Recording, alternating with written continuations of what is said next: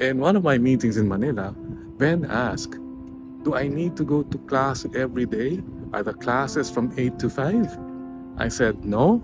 Classes are usually just 20 hours a week.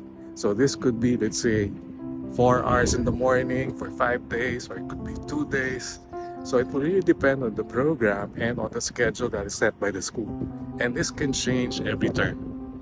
And he had a follow-up question. He said, what if, let's say, I'm absent?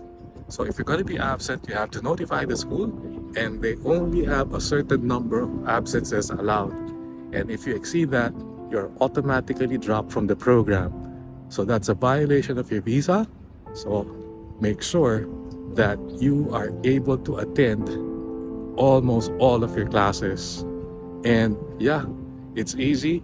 So guys, just flick me an email or message me in WhatsApp or Viber. My number is +64 21 029 215 99. Magkita-kita tayo dito sa New Zealand.